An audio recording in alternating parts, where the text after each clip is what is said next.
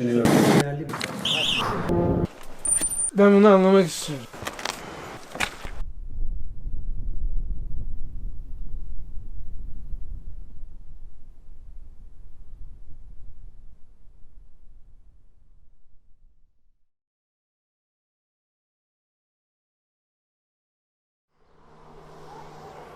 Memur bir ailenin çocuğu olarak 1975 yılında İstanbul'da doğdum. İlk öğrenimime babamın tayin için gittiğimiz Diyarbakır'da başladım. 1989 yılında Balıkesir Teknik Astsubay Hazırlama Okulu'nu kazanarak askerlik yaşama başladım.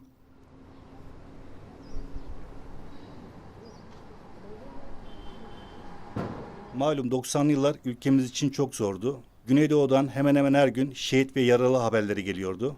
Bir asker olarak benim de teröre karşı bu mücadelede en iyi şekilde görev yapmam gerektiğini düşündüğüm için özel kuvvetlere gitmeye karar verdim. Gerekli testleri geçtikten sonra 31 Ağustos 1993 yılında Özel Kuvvetler Komutanlığı'na atanarak göreve başladım. Diyarbakır, Bingöl, Muş, Siirt, Şırnak, Van, Ağrı, 2005'ten sonra Hakkari ve tekrar Siirt bölgelerinde operasyonel faaliyetlere katıldım. Bunun yanında sınır ötesi operasyonlara görev aldım. Hakkari Çukurca bölgesinde katıldığımız bir operasyonda yaralandım ve 2013 yılında Malul Gazi olarak askerlik hayatıma veda ettim. Askerlik yaşamıma veda ettikten sonra boş duramayacağımı biliyordum. Yani benim bu hayattaki görevim daha bitmediğine inanıyorum.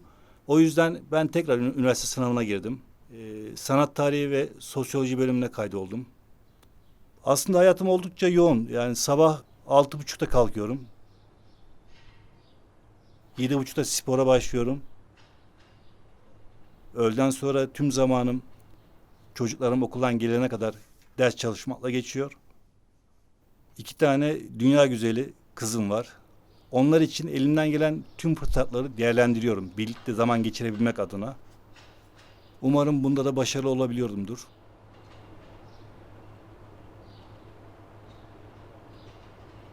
Bizler bu projeyi gerçekleştirmek üzere yola çıkarken elbette hedeflerimiz vardı. İlk olarak biz gazilerin tüm uzuv kayıplarına rağmen halen bu hayatta olduklarını ve en zor şartlarda halen göreve hazır olduklarını göstermek istedik.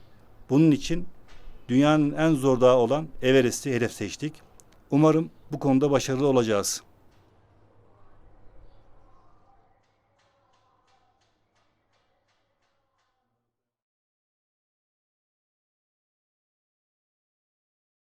Birisiyle iletişim kurmak demek, onun dünyasına girmek demek. Yani bunu şöyle düşünün, Everest'e gidiyorsunuz, Çinliyle konuşmak, Hint'le konuşmak, Nepalliyle konuşmak. Nepalliyle konuşmak ne kadar zorsa, aslında aynı dili konuşan, fakat farklı temsil sistemlerini kullanan insanlarla konuşmak da o kadar zor. Niye bazı insanlarla anlaşıyoruz? Niye bazı insanlarla anlaşamıyoruz'un da aslında temeli bu. İsmim Ertan Acar. 1986 yılında Kayseri Hava İndirme'de askerlik görevimi yaparken yaralandım. Şu anda gazi arkadaşlarım Everest'te gaziler temsilen bir dağa tırmanış yapacaklar. Tabii ki bu travmayı yaşayan, yaralanmaları yaşayan, kollarını bacaklarını kaybeden gazi arkadaşlarımın büyük bir özveri, mücadele örneği. Düşünün, tekerlekli sandalyedekilerin yaşantıları içerisinde yapamadığı birçok şeyler var. Bu arkadaşlarımız attığı her adım biz tekerlekli sandalyedeki yürüyemeyen gazilerin adımları olacak. Büyük bir mücadele verecekler orada. Çok zorlu bir süreç yaşayacaklarını biliyoruz. Gönüllerimiz bir onlarla. Yüzlerine akıyla çıkarlar gelirler. Şimdi uçaktan indiğin an, daha tepeye, onu düşünebiliyor musun kendini? Yani Nepal'e indiğimiz zaman Nepal'e indiğiniz anda. düşünebiliyorum. Nepal'e indiğiniz anda kendini böyle çantalı çantayla falan çıkacaksınız herhalde. Yani şöyle bir Nepal manzarası düşünsen nasıl bir şey düşünürsün? Aklıma ilk gelen tapınaklar geliyor mesela. Tapınaklar geliyor. Tapınaklar geliyor. Şimdi tapınaklar aklına ilk geldiğinde gözüne dikkat ettiniz mi? Nepal, Everest olayını, projesini, adını duyduğumuzda Koray kardeşimizden, Koray Gürbüz kardeşimizden, Gazi kardeşimden, kaderdaşımdan bu projeyi duyduğumda şaşırdım. Olur mu acaba dedim. Daha sonradan da ya dedi ki bu proje olması lazım, gerçekleşmesi lazım. Bu işe baş koy. Dedik yaparız. İşte kimimiz malzemeden tuttu, kimimiz sabah erken kalktı. Bir olmaya çalıştık. Bu proje gerçekten bizim için çok önemliydi. Çünkü Türkiye Cumhuriyeti tarihinde hiç böyle bir proje olmamıştı. 4 Gazi Everest'te. İsmim Serdar Çelensu. 1993 yılında mayına basma sonucu yaralandım. 2 ayağımı kaybettim. Engelle yaşama sürecine alışana kadar psikolojik sıkıntılarımız oldu ama çok şükür atlattık. 136 kilometre bir trekking yapacaklar. Ve arkadaşlarımız aslında dağ şeylerini, havasını yani şartlarını falan bilirler. Görev yaptıkları yerlerden dolayı ama bu bizim coğrafyamızla alakalı olmayan bir dağ olduğu için bayağı bir zorluğu da olacaktır diye düşünüyorum. Şimdi burada aletlerle spor yapmak ya da bir düz alanda koşmak ya da hafif engebeli arazide koşmak başka bir şey. Tam engebeli bir arazide yürümek bile çok daha farklı şeyler doğurabilir. Yani protez kullanan bir arkadaşım mesela orada ayağıyla ilgili bir sıkıntı yaşayabilir. Daha kötü bir durumda dönebilir. Hayatının geri kalan kısmını çok daha kötü bir dönemde geçirebilir. Nerede vazgeçmeleri gerektiğini bilmeleri gerekir. Yani bundan sonra devam ettirecekleri bir hayatları var. Geride sevdikleri insanlar var. Ama inşallah ne zaman vazgeçeceklerini de bilirler.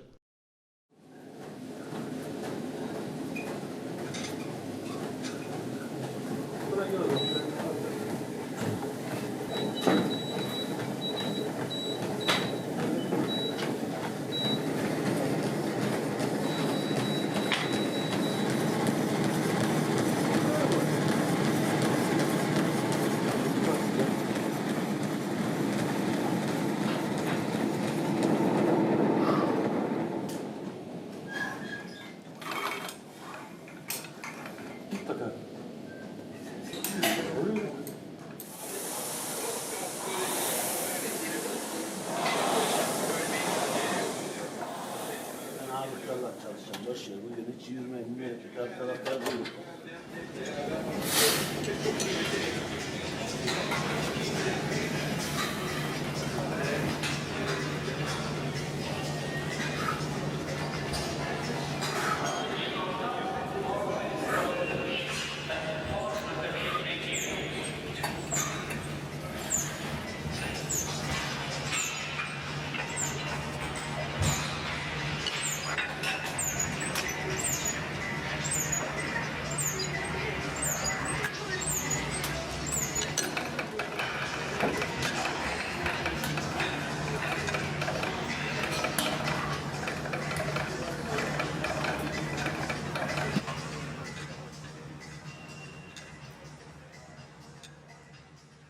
...1973 Malatya doğumluyum.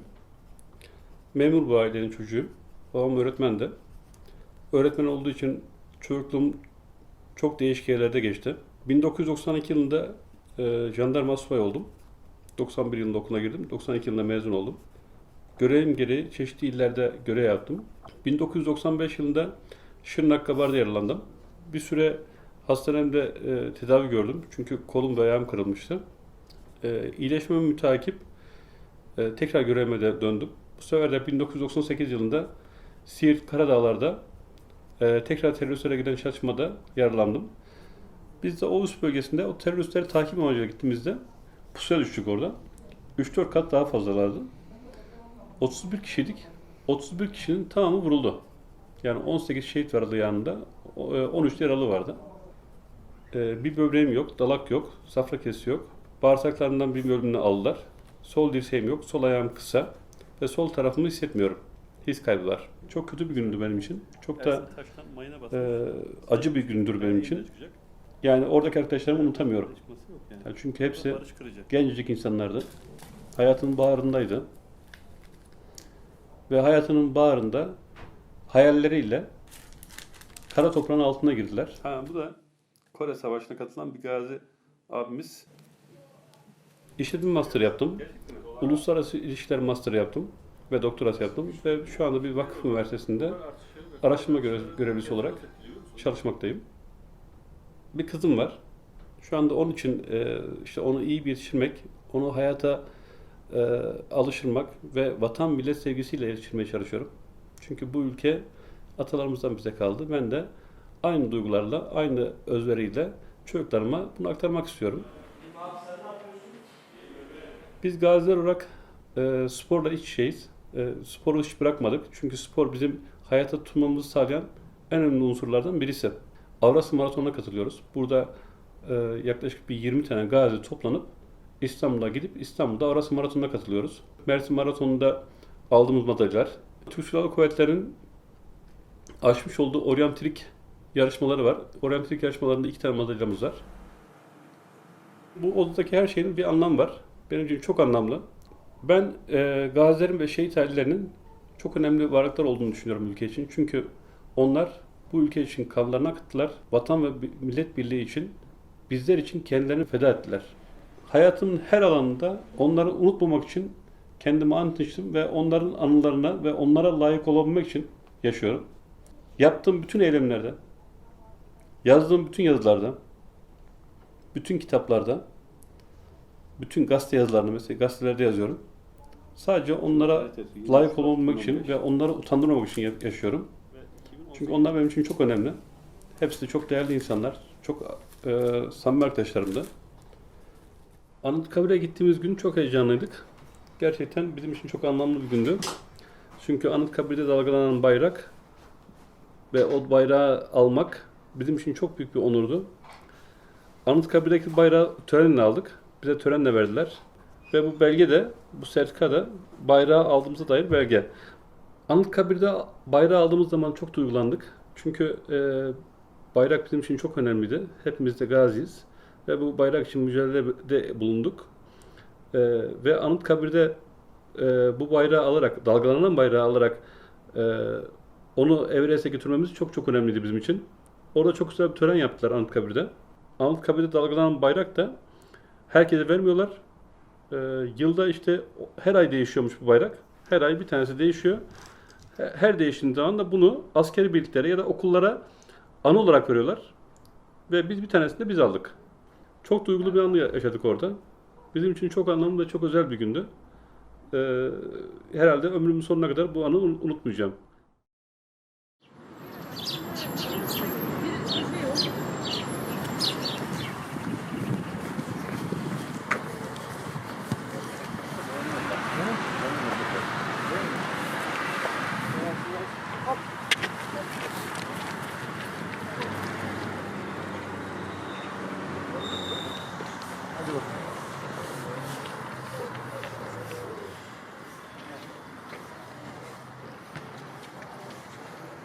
Geçin şöyle.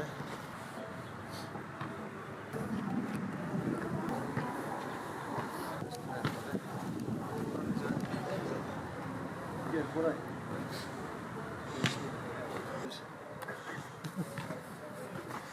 Geldir. Evet. 3, 4, evet, sağa doğru bak. Aynı pozisyondaki sağa bakıyor. 4, 5, 6, 7, 8. Diğer tarafa. Ama yanıyor belli. Ama ellerinde yok. Bak İstanbul'a yetişecek herhalde. Geçemiyor. Biz şimdi Yukarıdan güzelce zaten yapışırsın. pul gibi yapışırız. Her zamanki gibi sabah geldik. Biraz ısınmanın peşinden yürüyüş başladı. Ondan sonra göğüs ve de bel çalışması. Yürüyüş yaptın mı dışarıda? Yok, dışarıdaki yürüyüşe zamanım yetmedi. Şimdi mesaiye gideceğimden dolayı. Şimdiden çok heyecanlıyız. Yani çıkmamıza çok merak ediyoruz. Nasıl bir yer? Nasıl bir ortam? Bir sorun var mı? Sakatlığımızın olmadığı günlerde yürüyüşümüz, performansımız çok iyi. Çıkabilecek miyiz? Herhangi bir sakatlık olacak mı? Yolculukta başımıza neler gelecek? Ama ne olursa olsun sonuna kadar gidip o zirveye çıkıp Türk bayrağını açmayı kesin yapacağız.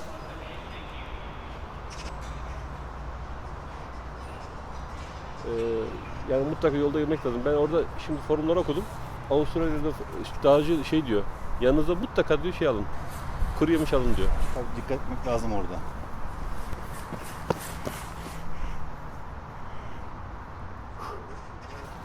Su kaynakları abi. Su kaynakları şöyle diyorlar. Şarpaların içtiği yerlerden suyu siz de içebilirsiniz diyorlar. Yani 1 litre su yükseğe çıktıkça artıyor yani. 5 dolardan 20 dolara kadar çıkıyor. Banyo da öyle. Bayağı bir pahalı oluyor yani banyolar. Bademciklerinde enfeksiyon var da Önder'in çabuk yani soğukta çabuk hastalığa yakalanıyor. O yüzden Önder'in çok dikkat etmesi lazım. Geçen sene Erciyes'i hatırlıyorsun abi. 39-40 derece ateşlerde tırmandı yani Erciyes'e. Evet. Ya aslında Koray hepimizin dikkat etmesi gerekiyor. Çünkü hiçbirimizin bağışıklık sistemi tam değil. Hepimiz ilaç kullanıyoruz. Hepimiz ilaca bağımlıyız. Hepimiz bir gün boyunca bir avuç ilaç kullanıyoruz rahatsızlıklarımızdan dolayı. O yüzden hepimizin dikkat etmesi gerekiyor. Hem soğuğa karşı hem hijyene karşı. Çıkanlar 5 kilo ile 10 kilo arasında kilo veriyor. Yürüyüşü uzatacağımız bir gün yok ya da lüksümüz yok yani. Bu yürüyüşün bitmesi lazım. 25'ine kadar müsaade, 25'ine kadar antrenmanlarımızı yapalım. Tamam, 25. Ayın 25'ine kadar Tamam, 25. ciddi antrenman. Antrenmanlar Tamam. ciddi antrenmanlarımızı yapalım. Tamam, son haftamıza göre değerlendirelim. Yani yarın tepe var. Bir gün normal yürüyüşümüz var. Ondan sonra bir gün yine tepe var. Birkaç antrenmanın yürüyüşlerimizi onlarla yapalım. Vitaminleri ne yaptınız? Ben de anlıyorum. Var, kas kasılmasında önemli etkenler de potasyum falan ama vitamin değil. Yani. Önümüzdeki hafta kullanalım çünkü idmanlarda şey yapabiliyoruz. Çarşamba yani yarın salı, bu çarşamba günü sırt çantalarınızı getirin. Gerekirse buradan kilo koyarız içine 5'er kilo, 7'şer kilo. Onunla ilgili.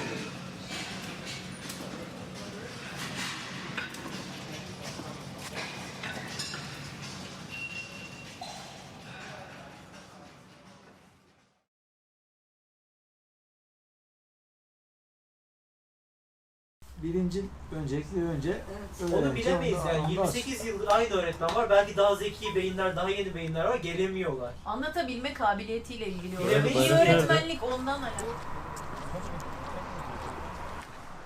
Neyse şu olayı bir bitirelim de. Hayırlısı böyle bir Cengiz var ya benim adam. Çift kaşarlı yer. Değil. Orada hasret kalacaksın. Çukuramada kaşarlı değil mi iki tane? Yürüyün bastınız mı? Niye duruyor bu? Evet. Nereye? Önden oluyor değil mi? önemli yani bu konular. Bazı şeyler sağlık açısından çok önemli orada. Bunları hatırlatmakta fayda var. Havalanında indiğimiz zaman bizi karşılayacaklar ve firmalarda şey verecekler, bildiğin verecekler. Tamam. Belki de otele götürürler, otelde şey yaparlar. Ama ben bildiğim firmaya götürecekler. 15 sene önceki şeyi düşün. Çok daha geride. Evet. Malzemeler bir yerde, adamlar bir yerde, malzemeler sahibi olmazsanız orada kaybederiz arkadaşlar. İsimlikleri var mı çantalarda herkes? Var abi. Tamam, o önemli yani. İsimlikler çok önemli. Şame'de gidiyoruz. 3-4 saat yürüyoruz. Evet, 3-4 saat ürünüyor orada. İkinci gün çok zorlu bir yol olacak. Namche yokuşu diye bir yokuş var. O Namche yokuşu çok zorlu olacak. Bayağı dik bir yokuşmuş. Oradaki en büyük hayat şeylerin çok sıvı kaybediyorsun. Bol su almak gerekiyor ve mümkünse molalarda falan bol çay. Bu olay birikerek gidecek. Bir gün, ertesi gün daha da zorlanacak. Aynı yer ertesi gün daha da zorlanacak. Yani böyle birike 10 gün, 15 gün gidecek. Ve o başarısından dolayı şey yapamıyorsun. Kendine gelemiyorsun. Evet. Geçmiyor. Akut dağ aslanın belirtileri var. Bol bol oturuyorsunuz. Yavaş hareket.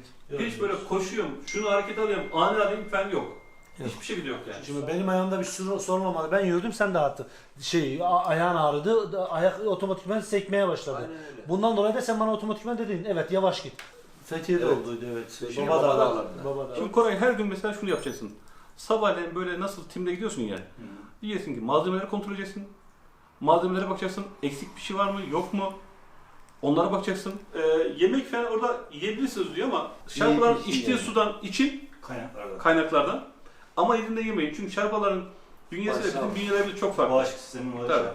Şimdi arkadaşlar, gönül ister ki işte Murat Yarbay'da ben de sizinle birlikte olmak.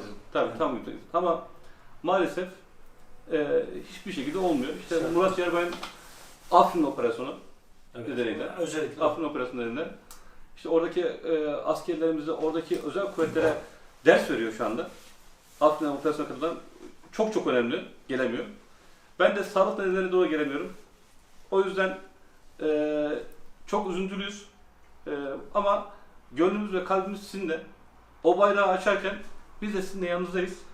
Ve o bayrağı açarken biz de manevi olarak her zaman yanınızda olacağız. Ve sizi de burada nasıl gittiyseniz, göndermişsek aynı şekilde karşılayacağız. Bizim amacımız neydi? Gazi'de kaybettikleri uzuvlarına rağmen neler yapabileceklerini herkese göstermek. Bizim hayatta olduklarımızı göstermek. Evet. Ve biz Amaç o. hepimiz 90'lı yıllarda bu PKK terör örgütüne karşı yaptığımız operasyonlarda uzuvlarımızı kaybettik.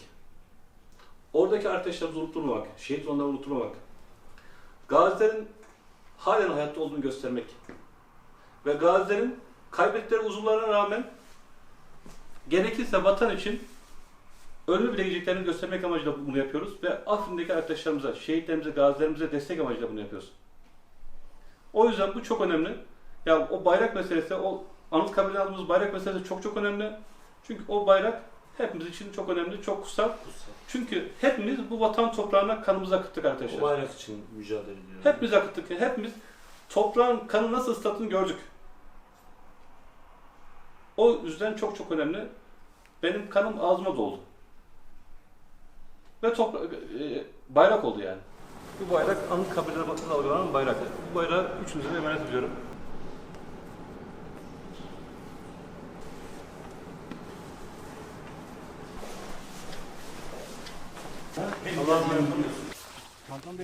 Ya paylaş da küçük koy var.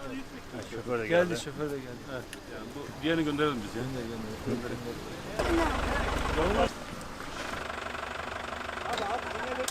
Arkamızdaki araba nerede ya?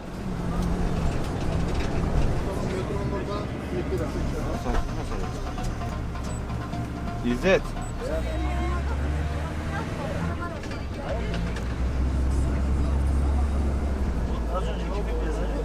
Gaziler Nepal ile Çin sınırında bulunan Everest Dağı'na tırmanmak için yola çıktılar.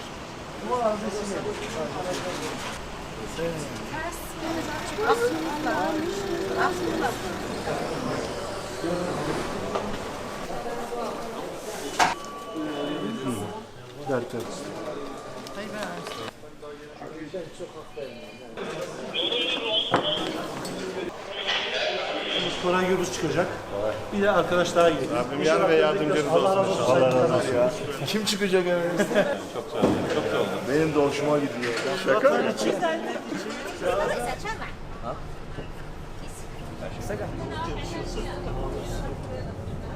Alsan dostum bak. Şimdi ekran kapandığı zaman nasıl açıyor?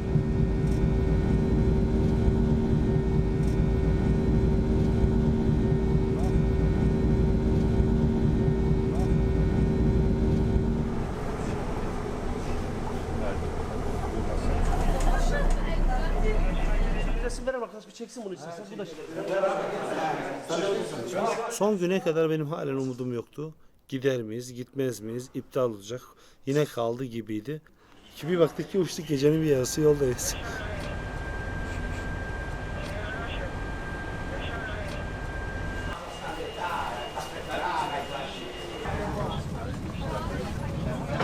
Yola koyuluyoruz, ne yapacağız? Nepal'e doğru. Ondan sonra Everest'e doğru.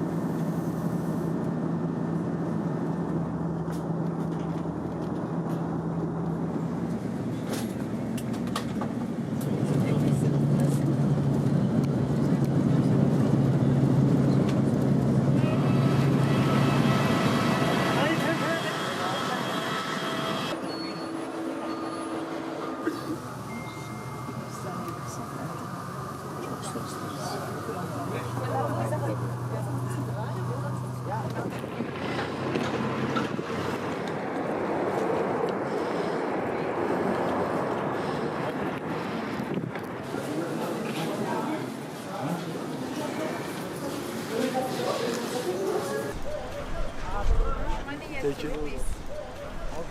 Bizim adam. Bak burada direksiyon farklı. Nepal'e hoş geldiniz. Katmandu daha doğrusu.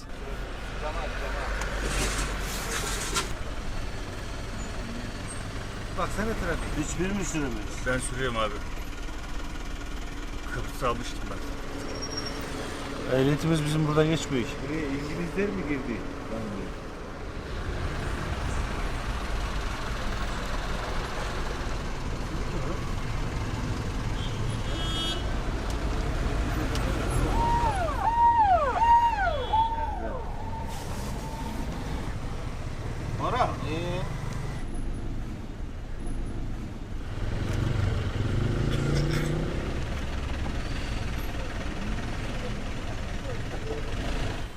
Çantası çanta. Aldım ya.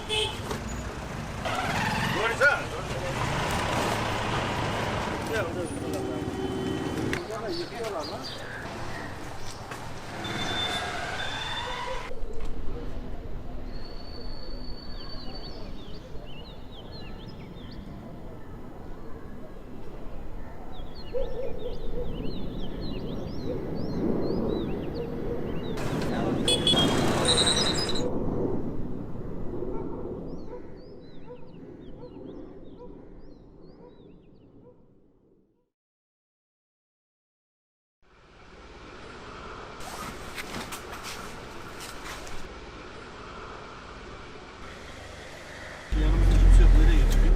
Şeklinde.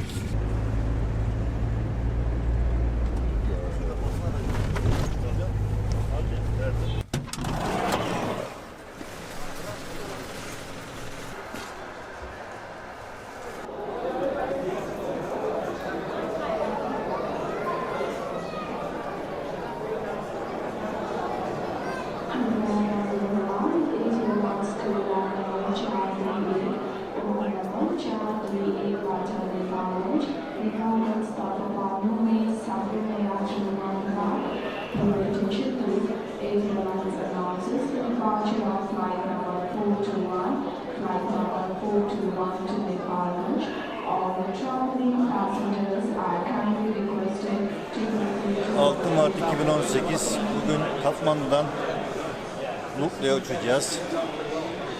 Şu anda havalimanındayız. Uçağın kalkışını bekliyoruz. Lukle'dan sonra bir 3-4 saatlik yürüyüşümüz var. Ondan sonra bugünlük programımız bitiyor.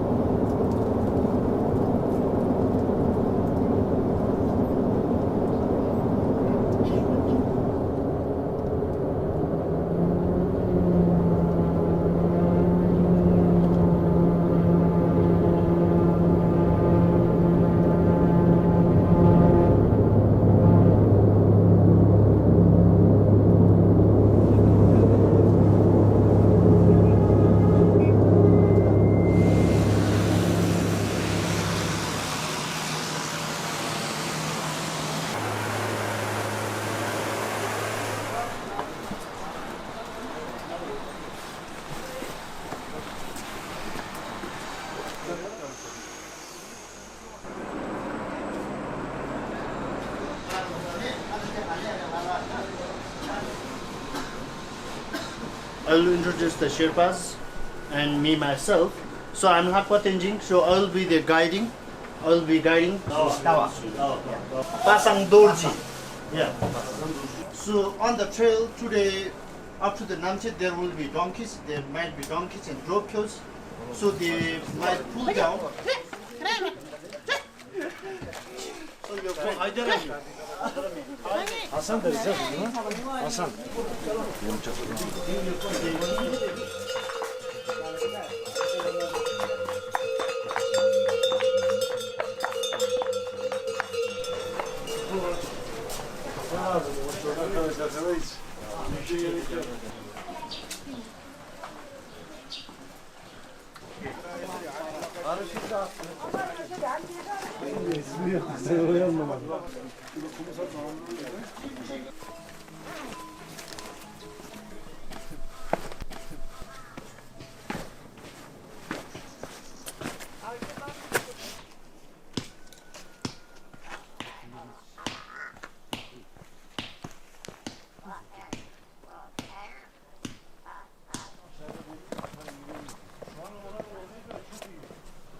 This side turning.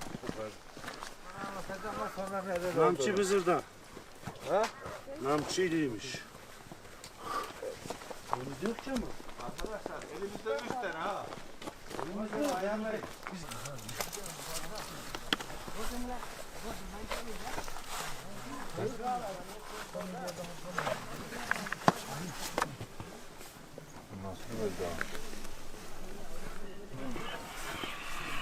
Mart 2018 yürüyüşümüzün ilk günü. Pardon 6 Mart 2018 Lukla'dan çıktıktan sonra ilk molamızı verdik şu anda.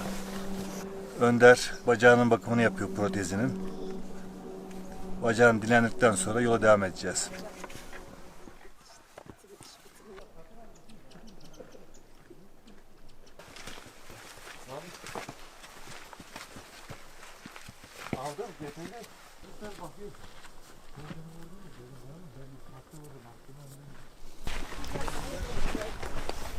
Öğlene doğru yürüyüşe başladığımızdan beri bir sefer mola verdik. Ortam, yürüdüğümüz alanlar harika. Özellikle manzara harika. Yani herkesin görmesini tavsiye edebilirim. Mükemmel bir görüntü.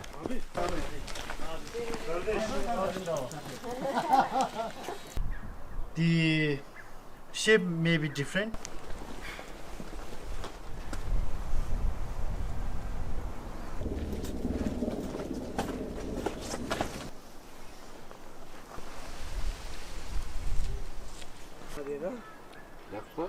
Tenzing.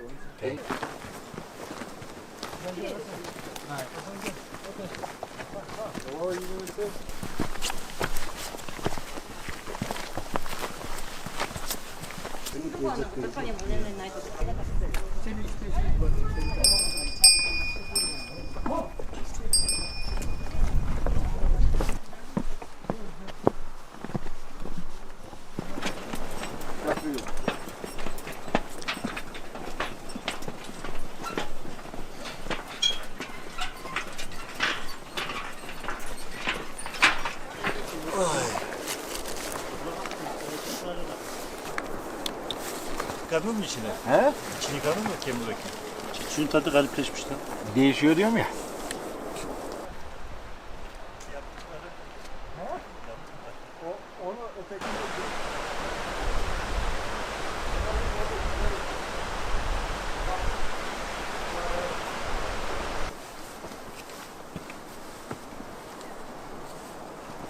Saat kaçta biz Lukla'ya indik? Saat 9 gibi indik. 9 olmamıştı abi. Saatte kayıtlı da o. 27-28 dakika konuştuk. Çok önemli değil arkadaşlar.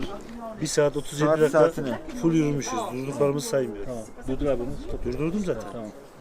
Koray. Koray. Koray. Tamam bu Ömer. Koray. Ömer. Umesh. Koray, Ömer. Koray, Umesh. Önder. Andes. Önder. Önder. Önder.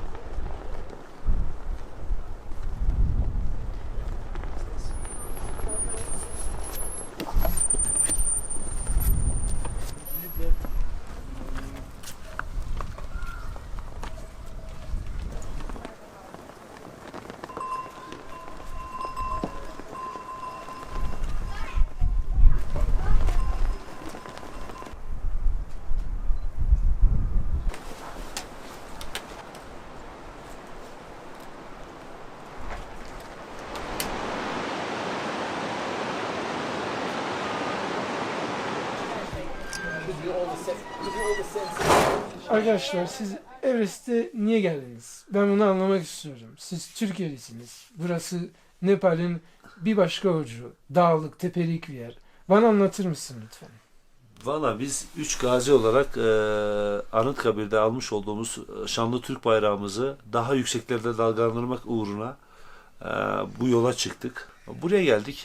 İnşallah bunu da başaracağız. Bayrağımızı yukarıda açacağız. Tekrardan da bunu Anıtkabir'e götürüp sergileyeceğiz. Bu yolda geldik. Mehmetçik 18 Mart Çanakkale Şehitleri ve Kara Şehitleri haftasında da bayrağımız orada açılsın istedik. Bunun için yola çıktık yani. İlk anda dedim bunlar Türk dedim. Muhakkak merhaba demem lazım. Ben karşınızda oturuyordum. Ben sizi tanımıyorum. Kim olduğunuzu da bilmiyorum.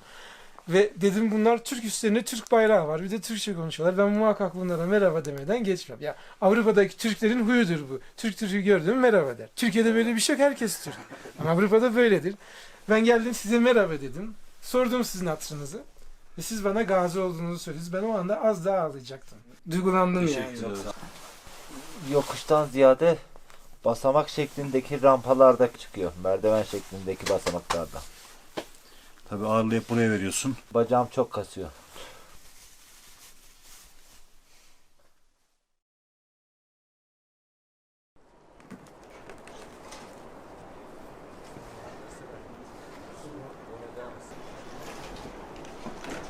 Şimdi böyle bir şey sıcak mağara yaratıp orada uyumak.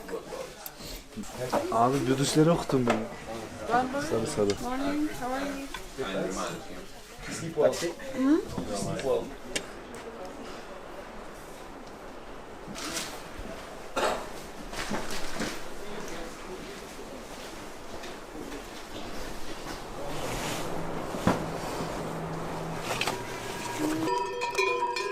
Benim için gazilerin bugün yapmak istediği şey bir cesaret kanıtıdır yani. O zor halleriyle Türk bayrağını asmak için bu kadar uzun bir yola çıkmaları benim için onların ne kadar cesaretli olduğunu ve aynı anda da zor vakitlerinde bile bayraklarıyla ne kadar yandaşma halinde olduklarının kanıtıdır.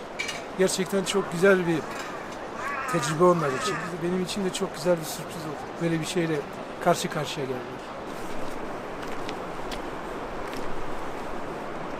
Nia Kangbadi Thamein Yemingdi Pasangdor Sherbain Tama Ngadi Ebreslan Jining Kep Nidang Naning Pegi Chone Kep Ni Hani Kep Shizewin Ebresladi Chamulyang Musi Ore Shari Lapshela Tama Chamulyang Mudi Saru Zeudi Intes Kasima Zeudi Saru Raroy Nigidi Tama Tigi Shela Aru Yenchesna Ya Summit Ki Gola Lepsuma Saru Kirmuchum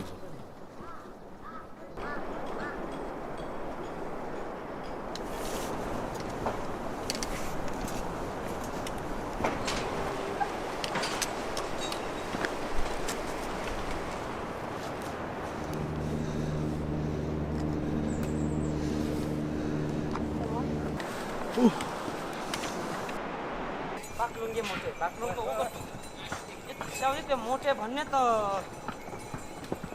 Al bakalım.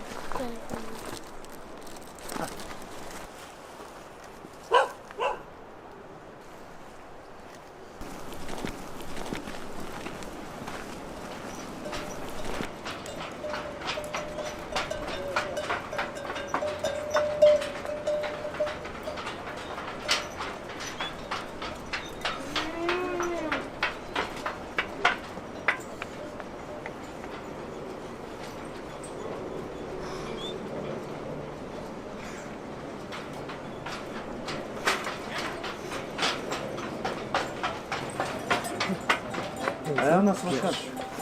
He? Ayağın nasıl? Isınma var mı?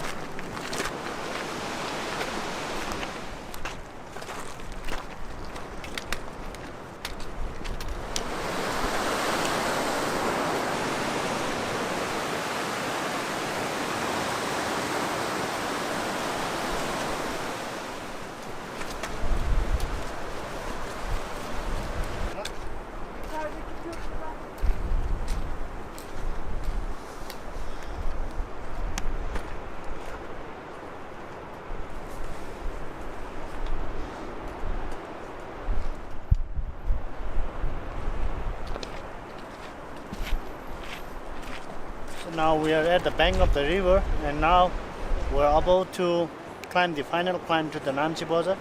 It takes about 2 hours. Our bridge was the first suspension bridge in the Khumbu. It was built by the Edmund Hillary after he submitted the Everest, and the upper one was built by the local government recently. It's been just 2 years, I think.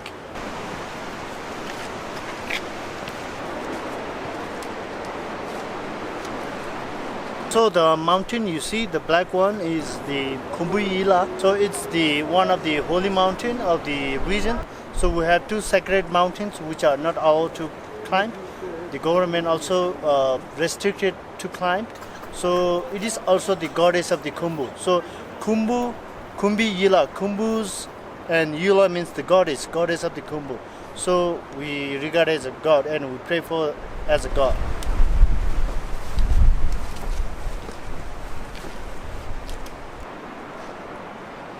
Tansiyonumu düzeltmem lazım. Rampa çok dikti. Çok basamaklı. Basamakta da benim nefesim bir hayli yükseliyor. Kalp atışım. Yani 400 metre civarında oldukça dik bir mesafeyi çıktığımızdan dolayı nefes atışımız biraz yükseltti, kalp atışımız filan. O yüzden şu anda onu kontrol altına almak için mola verdim. Askerde yaralandığım bacağım sağlam bacağımdan 8-9 santim kısa. Sol bacağım, sağ bacağım uzun olduğundan bütün yükü oraya veriyorum. O yüzden şu alt baldırım çok çekiyor.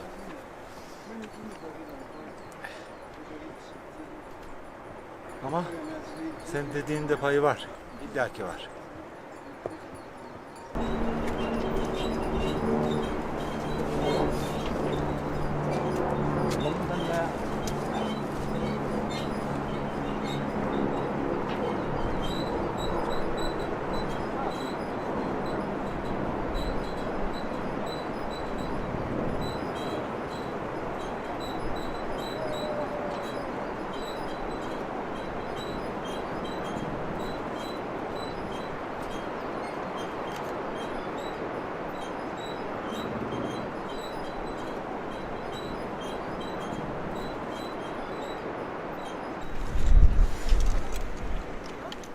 İleride bir yerde de daha iyi bir dinlenme noktası varmış. Dilerseniz orada dinlenebiliriz diyor. Şu anki dinlenmemiz sadece şu yaklardan uzaklaşalım.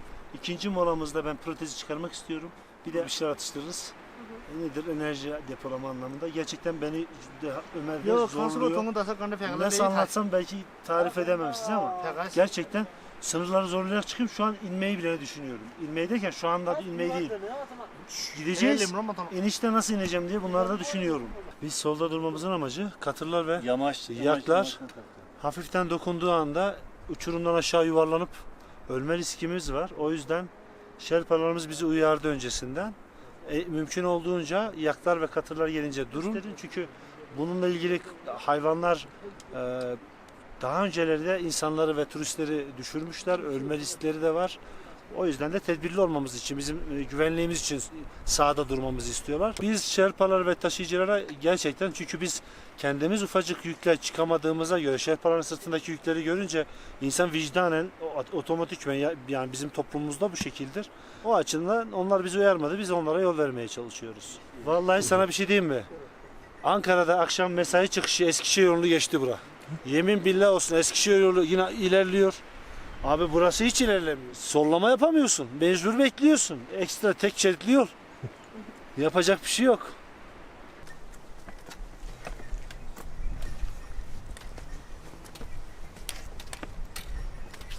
Terlediği için otomatikman görün istedim. Zorlaya zorlaya buraya çıktım. Burada mola vereceğim için. Burada şimdi ayağımı havalandıracağım. Bak protez çıktı mı bu şekil oluyor. Sadece tutuyor, lastik tutuyor. Hiçbir şey yok. Protez çıktıydı. Şimdi bak buradan. Aman muncuk. No. Aman. Ayak terlikleri de bu oluyor işte. Ayak terlikleri. He. Dolaşma zandır şimdi. Ne şuna? Şuradan düşsün. Vereyim onu.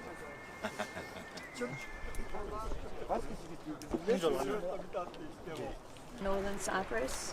Urfa, Balıklı Göl, Adıyaman, Nemrut. We liked all of Turkey.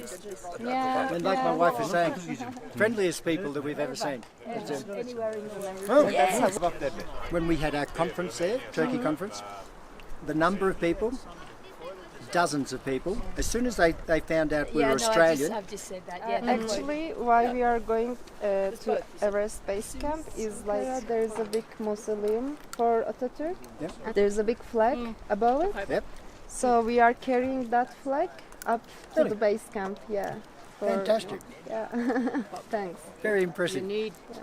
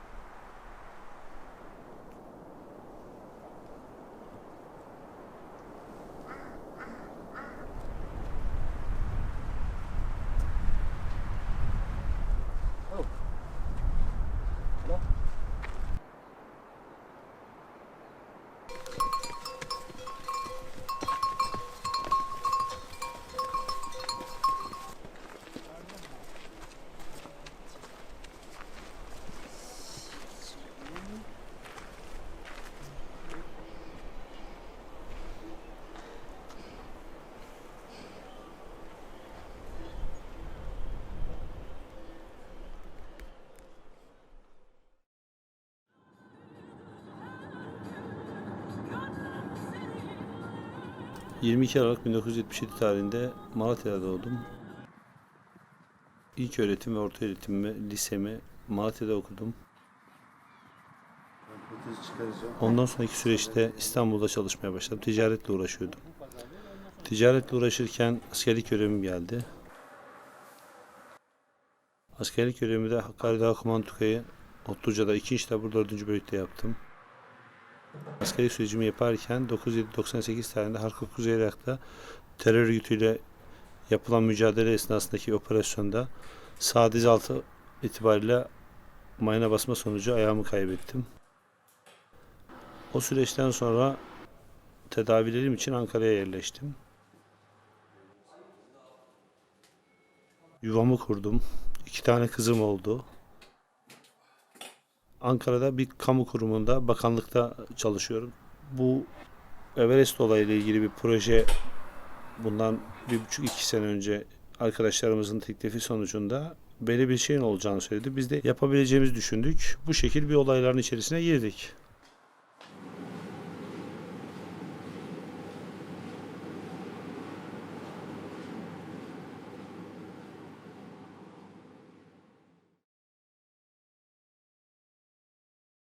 Most of the people get sick because of the mental pressure, not because of the altitude. The first thing is that you should be very clear about your mental strength. You should prepare, but not to take pressure. So don't take any pressure. So it's not about the physical challenge; it's about the mental.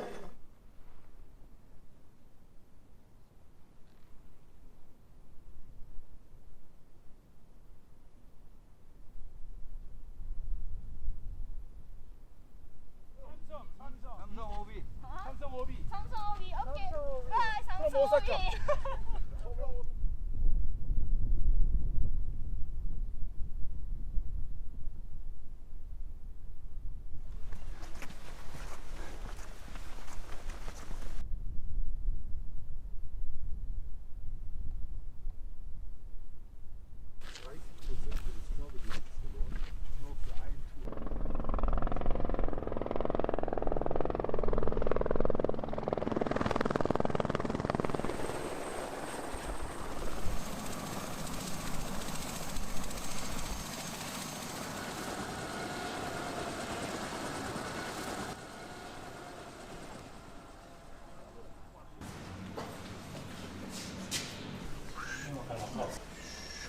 Yes.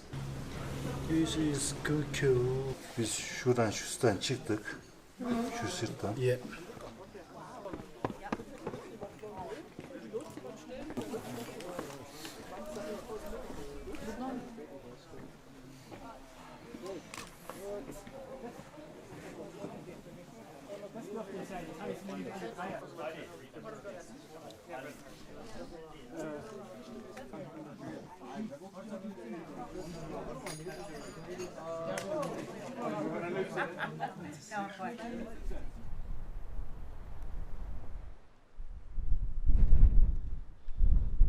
From tomorrow, you guys should drink more. You don't get dehydrated.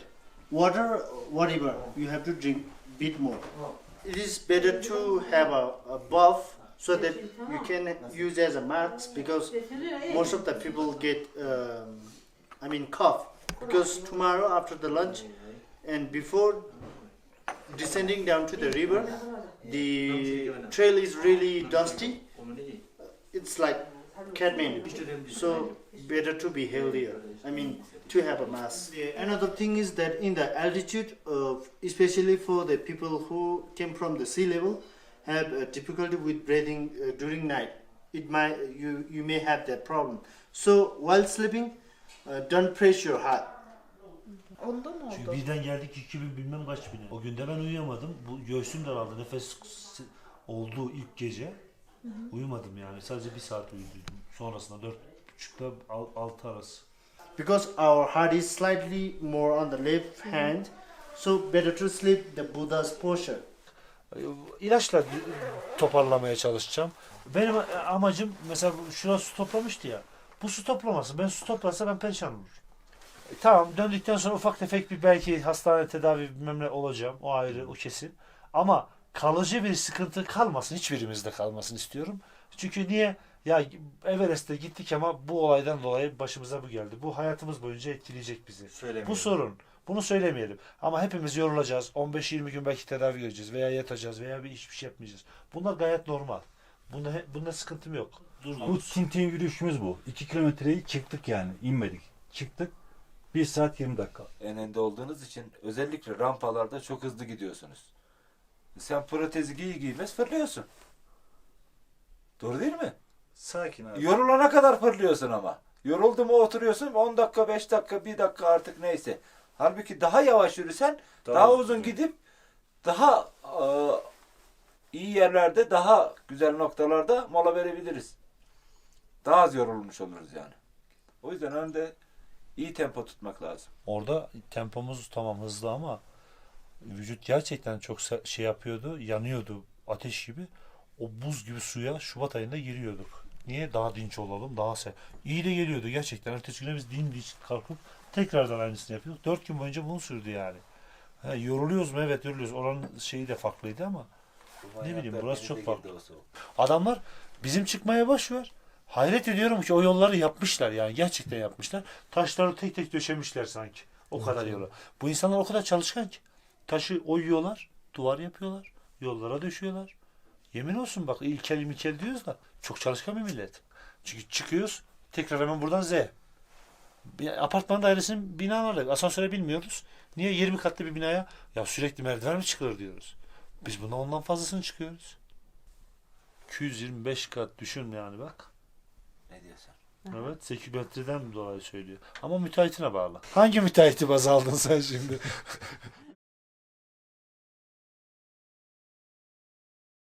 7'yi 8'e bağlayan geceydi. Aşağı yukarı 60 veya 80 kilometrelik bir yol gidilerek Harkuk üzere varıldı. Bu süreçte yoğun çatışmalar, vurkaçlar oluyordu. Terör örgütüyle girilen bir çatışma esnasında yoğun bir ateş altında kaldım. Yoğun bir ateş altındayken beni vurmaya çalışıyorlardı. Vuramadılar.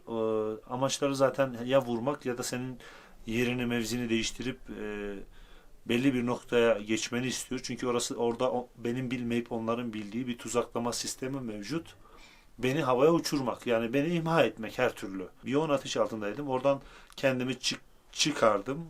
Aşağı yukarı 9 istikametine doğru hafiften yol alıp bir yamaçtaki kayalığa doğru geçip oradan çapraz ateşi alacaktım ben onlara. Bir patika yol vardı. Hazır mevzi es geçtim.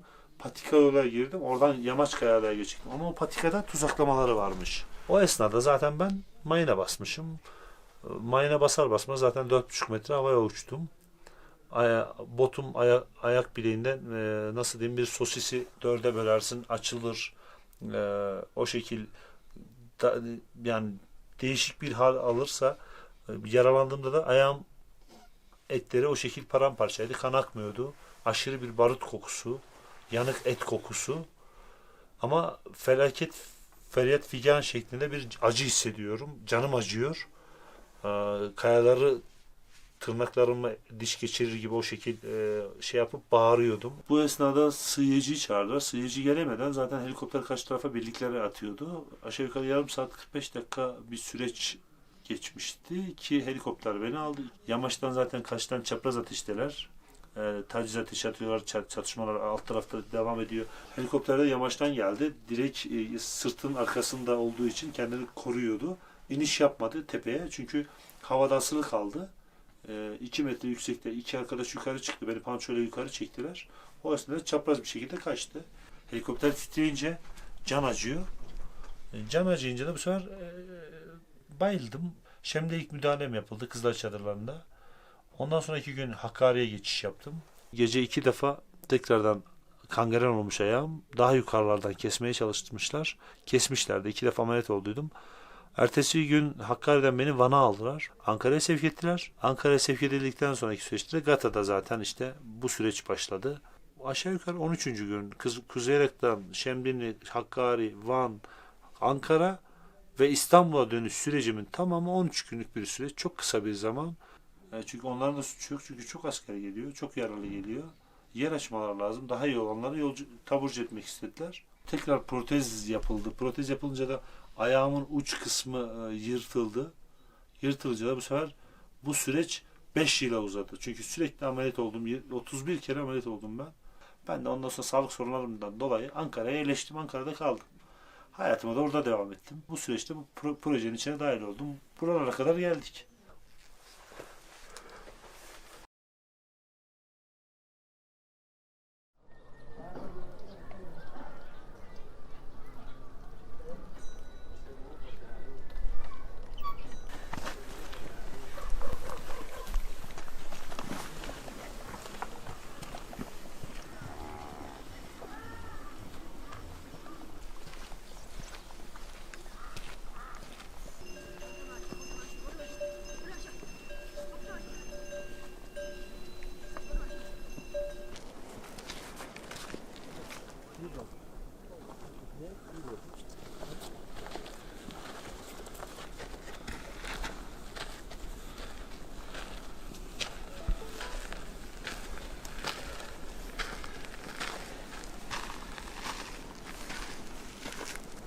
Hey. Nigino? Başla bir gömele. Viva. Manga basama. Tara kira udah makin mah. Mai kasih sih nabe.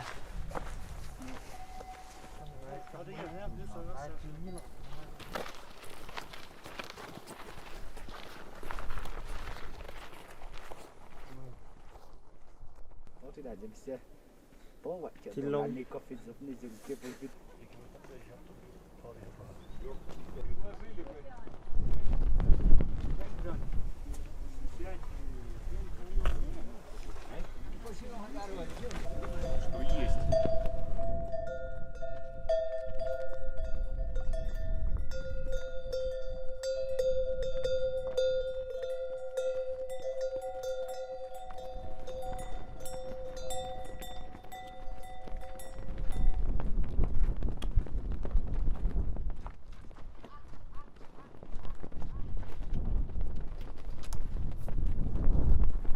Bugün Namça Pazar'dan 3450 metreden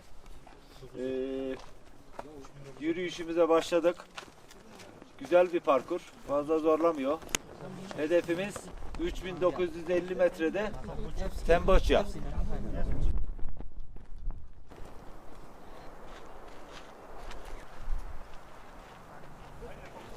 Doktora oraya bir iğne vurdum. Bu taşları yapıyormuş, yolları yapıyormuş. Bunun için de yardım yani.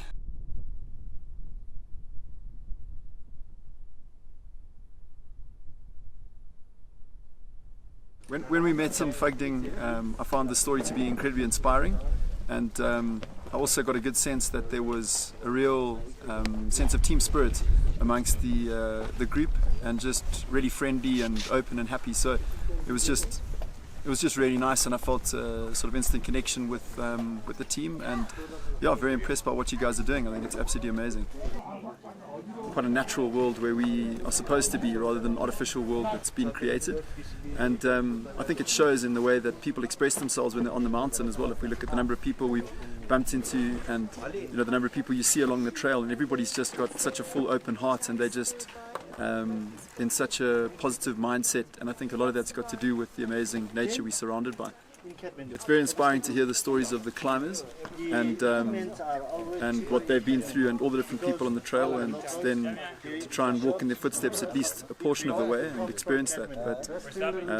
But what I find so incredible is that people from all backgrounds have been challenged and drawn to do this, and it's just an amazing experience.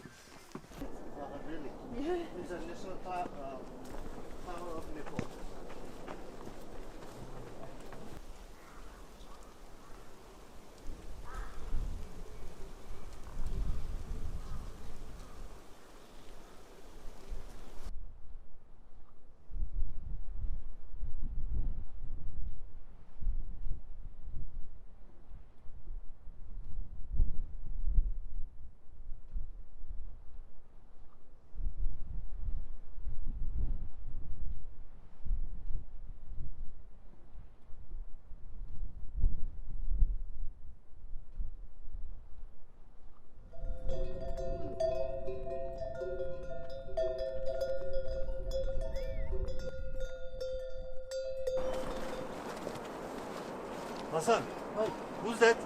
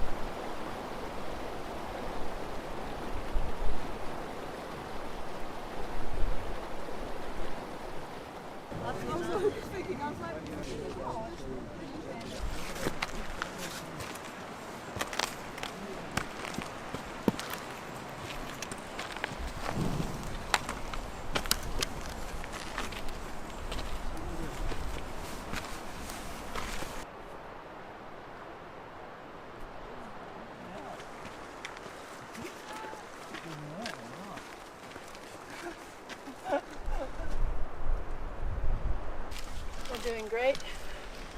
You are an inspiration. Varsa bir tane de bana yanımda yok Hasan da. Başı duman pare. Aşarız biz dağları ya, gerek yok yol vermesine.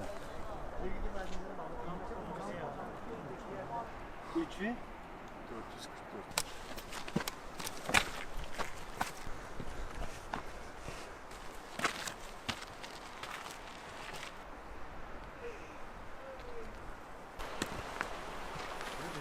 Altı tane doğruya.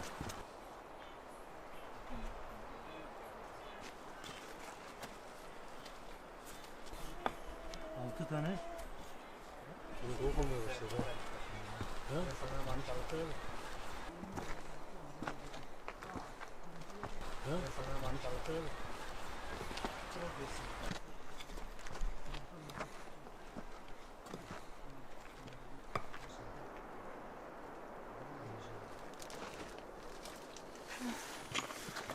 Ali iyi miyiz? Çok. Su diyor. Su. Çu. Su. Yeah.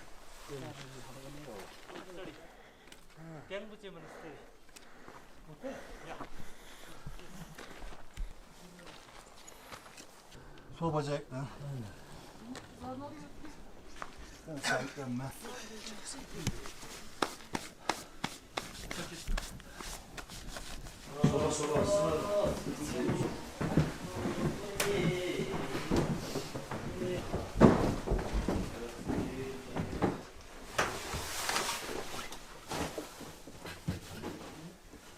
Gayet güzel.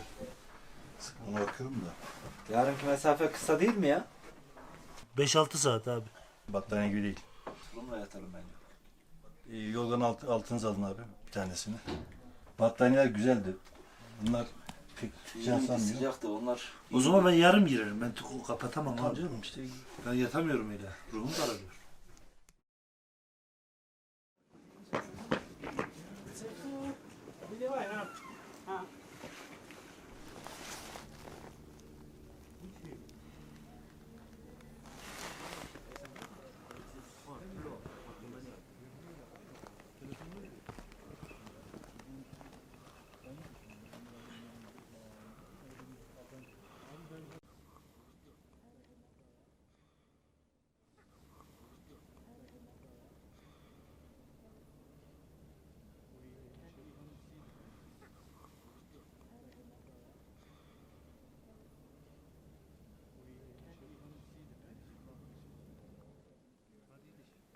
Şunu açalım o zaman. Dur açıyoruz o zaman. Dur. Omar will be the leader. With the leader. Put it yellow.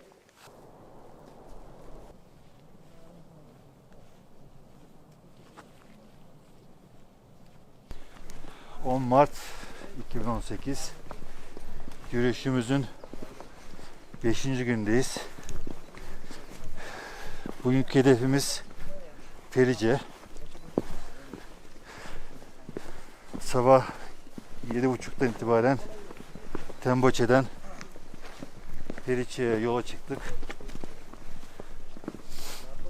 Yaklaşık 3900 metrelerden 4200-4300 metrelere tırmanacağız. Ekipte biraz rahatsızlık var. Önder'in sağ bacağı protez olduğu için inerken bayağı büyük sıkıntılar yaşıyor.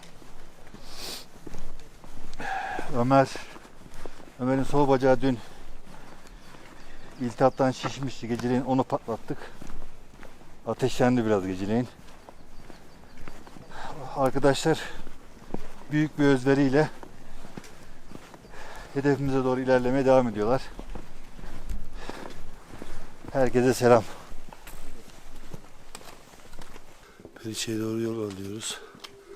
Allah izin verirse akşamüstü tekrar oradayız. Ne kadar da yormasak desek de yoruluyoruz. Ayağımız ağrıyor da. Stopladı da, protez de vurdu. Yapacak bir şey yok. Harika doğası var. Manzara süper, doğa harika. Ama bizim yaşayacağımız bilmiyorum. Yani burada ben yaşayamam çünkü protezli bir insan buralar için çok zor. Ama normal bir insanın yaşayabileceği yerler olarak tamam. Belki 2 yer olabilir, belki geri kalmış bir şey olabilir ama çok güzel yerler. Doğa, atmosfer, harika manzarası var. Baktığın zaman her taraf birbirinden ayrı güzelliğe sahip. Katmandu bir büyük başkenti ama bu taraf çok farklı bir insan. Şerpa halkı çok farklı bir insan. Sıcakkanlı, sempatik, insanlara yakın ve üçkağıtçılık yok. Gerçekten insanları kandırma değil de bizim için bir şeyler yapmanın mücadelesindeler. Gerçekten bu Şerpa halkı çok iyi insanlar. Bizle beraber aynı yol alıyorlar. Ali var, Hasan var. Biz Türkçe isimlerini biz koyduk ama ben isimlerini telaffuz edemediğim için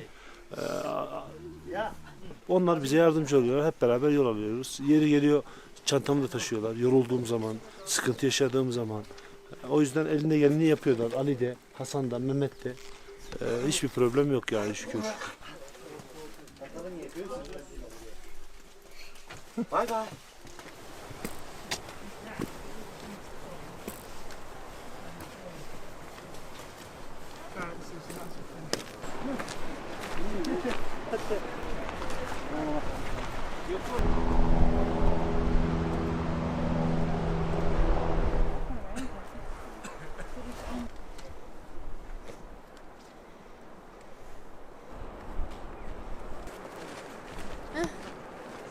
This is? Your mother? Mother-in-law. Yes, I have.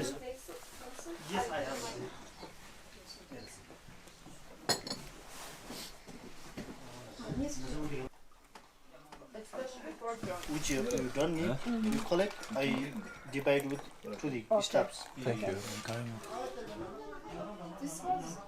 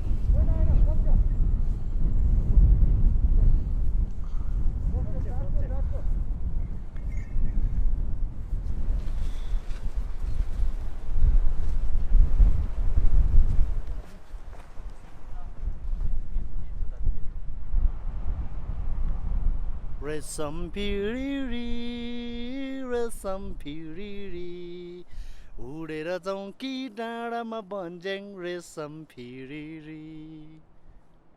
एक नले बन्दुक, दुई नले बन्दुक, मृगलाई ताकेको, मृगलाई मैले ताकेको होइन, कान्छीलाई ताकेको।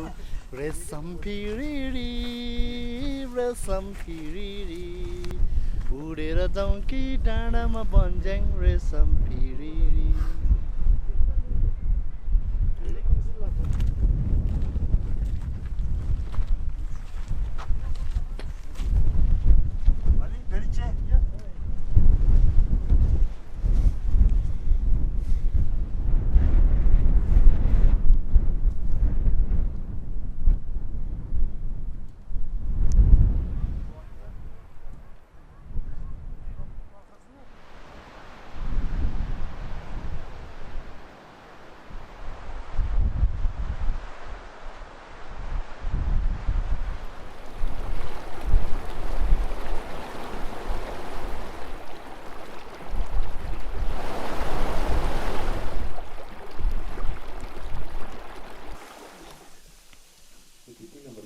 Boş zamanı değerlendiriyorum. Odaya gitsem üşüyeceğim. Burada sobanın etrafında bekliyoruz. Isınırız diye oda yanmıyor.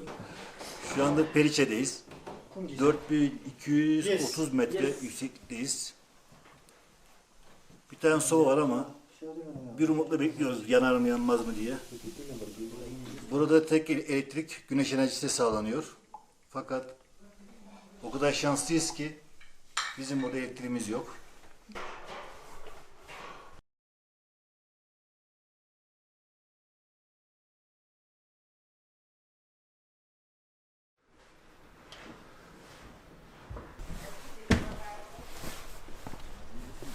Ali, Kathmandu'da Turkish restoran yok.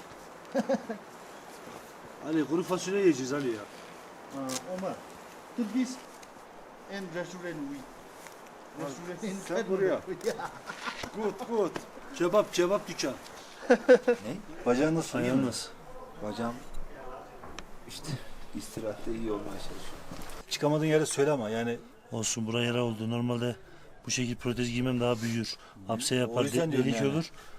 Açılmasına rağmen yine Yukarıda de tahliye etmemiz bugün- zor olabilir sen ama. Onu da şey olsun. Çocuğun bakımını yapıyorum ama yara iyileşmiyor. Yapacak bir şey yok. Bugün iyi oldu aslında. İyice açılmış. Açıldı. 3 gün yürünce bu daha büyüyecek. Önder, bugün dinlememiz iyi oldu herhalde değil mi? Çok iyi oldu ya. Ayağım yaraydı zaten. Bakımını yapmış olduk. Biraz daha yarın, çünkü 3 gün önümüzde bir süreç var. Yürüyeceğiz. Hava almayacağı için bugünkü istirahat, evet, ayağıma iyi geldi. Ne biçim iltihaptı ya akan bacağından? Baktı, evet. Yapacak bir şey yok. Ömer de mücadele için dişini sıkıyor. Ben neşterle kestiğini bilmiyordum. İltihabı neşterle kestiğini. Neşterle kesiyor, evet. Ben zannediyorum ki iğneyle batırıp Hayır, neşterle iltihap kesip alıyorsun. açıyor. Oray kaptanım, sen bize hep soruyorsun da kendinden hiç bahsetmiyorsun. Ayağın nasıl? İyiyim Var ya mı ben. bir sıkıntı falan? İyiyim. Daha iyiyim yani. Platinler zorluyor mu acaba? Ağrı veya herhangi bir şey oluyor mu? Çok aşırı rahatsız etmiyor ama yani yokuşlara çıkarken Sen bize- biraz sıkıntı yaratıyor. Ekipçe başladık, bitireceğiz bunu ya. İnşallah.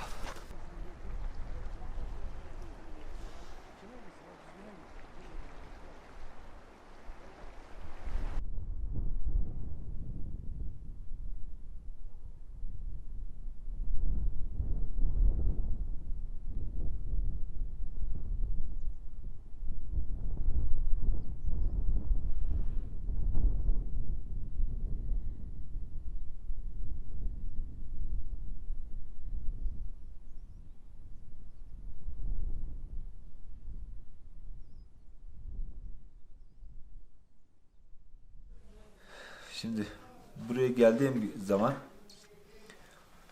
buradaki dağları, tepeleri, çevreyi görünce ilk aklıma Şırnak geldi. Askerlik yaptığım bölge.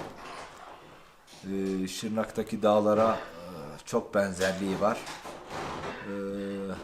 Allah'tan buradaki dağlar bizim Türkiye'de değil. Yani birçok anım var aslında ama bir tanesini anlatayım. Bir operasyon günü, çıktığımız bir operasyonda bir arkadaşım hayatımı kurtarmıştı. Böyle yüksek bir dağda, tepede. Aklıma o gelmişti. O gece ilk yatağa yattığımda burada çok uzun bir zaman o anı yaşadım, o anı hatırladım. Bayağı da etkisinde kaldım. 20 yaşında askere gittim. İlk askerlik yerim Acem Birliğim Kayseri, Usta Birliğim Kayseri Hava İndirme Taburu. Oradan görevli olarak Şırnak'a gittik. Birçok operasyona katıldım. En son operasyonumda Kuzey Irak'ta sol bacağımdan yaralandım. 1,5 yıl önce başladığımız bir projenin devamında sürekli belirli parkurlarda değişik rotalarla yürüyüş yaptık. Şu an 4240 metredeyiz. Yarın 4980 metreye çıkmayı planlıyoruz, hedefliyoruz. İnşallah çıkacağız. Bu projedeki amaçlarımızdan birisi de işte gazi olan arkadaşlarımıza, engellilere, tüm insanlığa bir mesaj vermekti.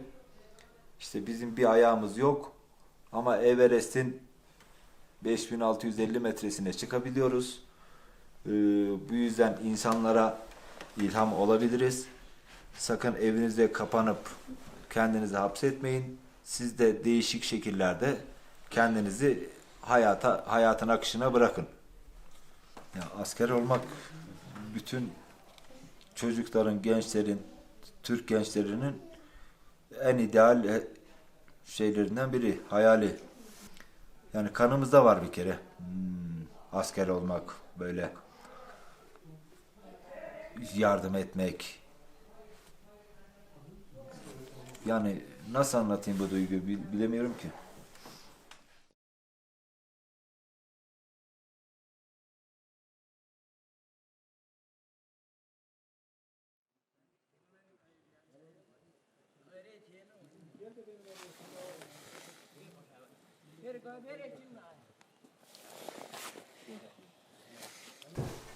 Bugün Periçe'den Lobikçe'ye oldukça zor bir yürüyüşümüz var.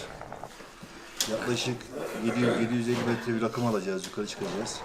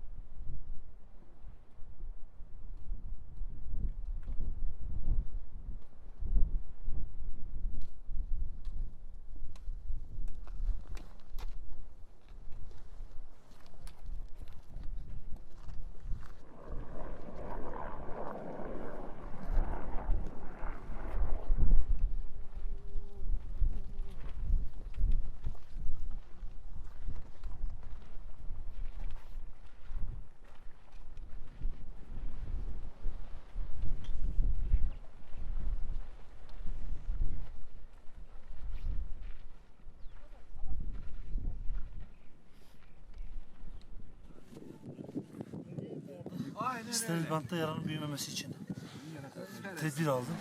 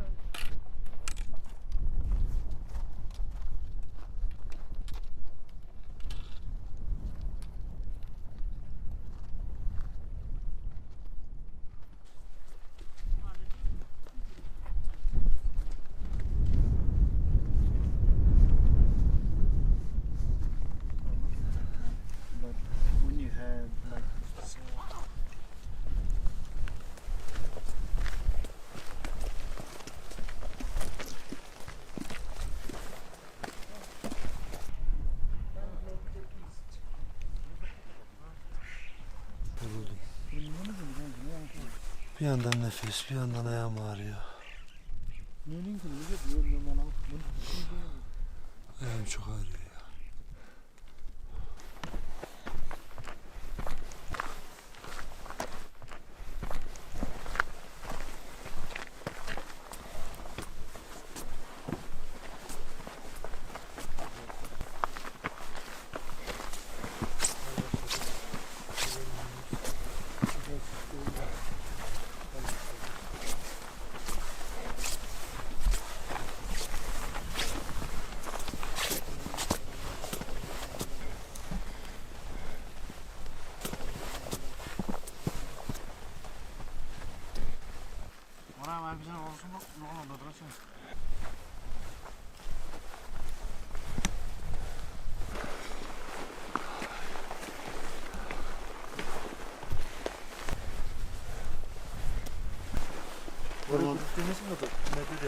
Ah.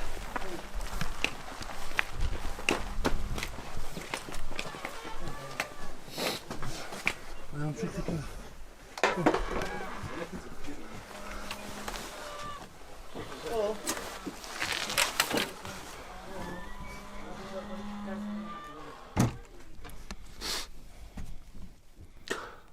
Ayağım artık gitmiyordu. Gücüm kalmamıştı. Canım acıyordu. Son 100-200 metrede ben ağladım. Kayıyorum. Ayağımı atıyorum, yamaçlardan geçerken kayadan kayıyor. Canım acıyor, beynime vuruyordu. O esnada zaten bilmiyorum ya, duygusallaştım. Canımın acıması, ayağımı kaybetmem, o şartlarda zorluğunu hissettim. Kaç gündür de yürüdüğümüz için aşağı yukarı 70 kilometre yol yürümüştük. Gerçekten içten canım acıyordu.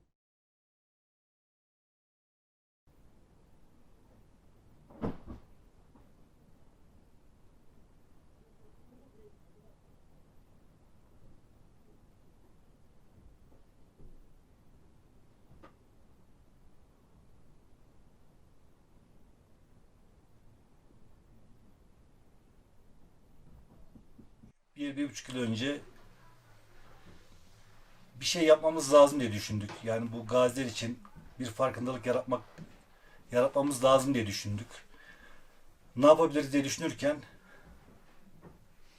aklımıza dedik ki Everest'e çıkalım. Cidden zorlu bir parkur, zorlu bir coğrafya. Hedefimiz Basecamp'ta Anıtkabir'den aldığımız atamızın ebedi istirahatgahında dalgalanan bayrağı orada açabilmek. Bunu Türk halkına gösterebilmek hedefimiz. Gazi adına bir farkındalık yaratabilmek. Onların halen bu hayatta olduklarını, fazla bir şey değil, onların yalnızca saygı beklediklerini Türk halkına tekrar bir hatırlatmak istiyoruz. Bence bu proje aslında düşündüğümüzden daha zor bir projeymiş. En azından burada farkına varabildik. Arkadaşlarım cidden çok büyük bir özveri içinde bu yürüyüşe katlanıyorlar. Başarmaya çalışıyorlar, azmediyorlar, pes etmiyorlar. Ülkemizde bir sürü gazimiz var. Umarım bu gazilerimiz de bunları görerek bir ilham alırlar. Hayatlarına yeni bir yön verirler. Artık o yaşadıkları travmayı bırakıp önündeki güzel günlere bakarlar diye düşünüyorum. Bu amaçla da bu projeyi bitirmeyi planlıyoruz.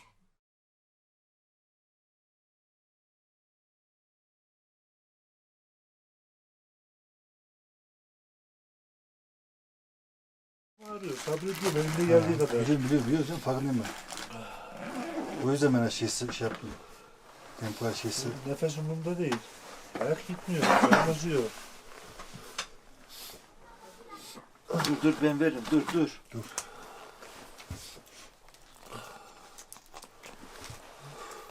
Al 2 tane iç.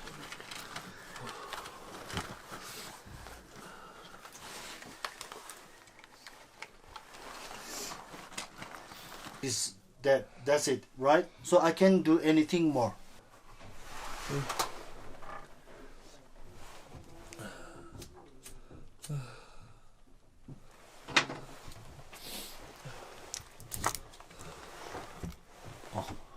Biz değil mi? Al ben çıkacağım. Gel 2 tane katır alalım, katırla çıkalım. Yok abi. 4 saat gideceğiz, 4 saat geleceğiz.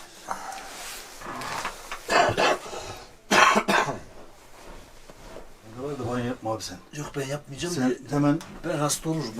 ben de biliyorum hemen hasta olacağım, o yüzden diyorum yapma Ben diye. yapmam. Kar iyi yağıyor ya.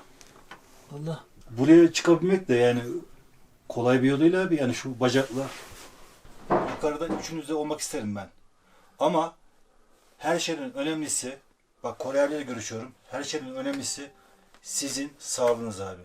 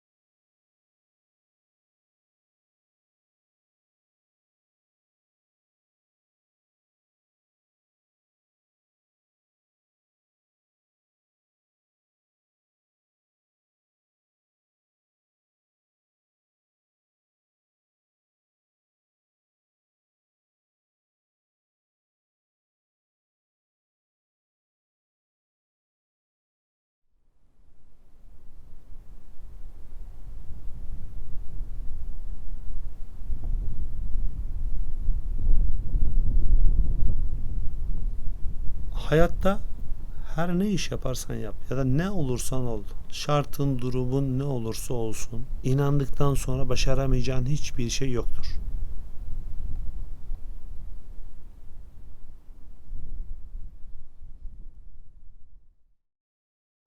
Resam piriri, resam piriri, उडेर जाउँ कि डाँडामा भन्ज्याङ रेशम Firiri. Klasik bir tabiri vardır ya, sıcak yataklarımızda yatarken. Öbür tarafı bize söylesene. Öbür tarafta neler oluyor? Ben de bilmiyorum. Bütün arkadaşlara başarılar diliyorum.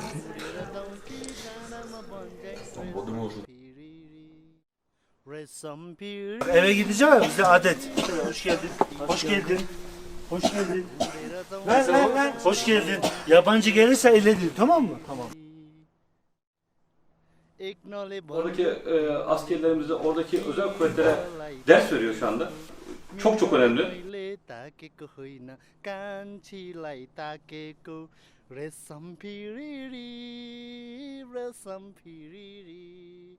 उडेर जाउँ कि डाँडामा भन्ज्याङ रेशम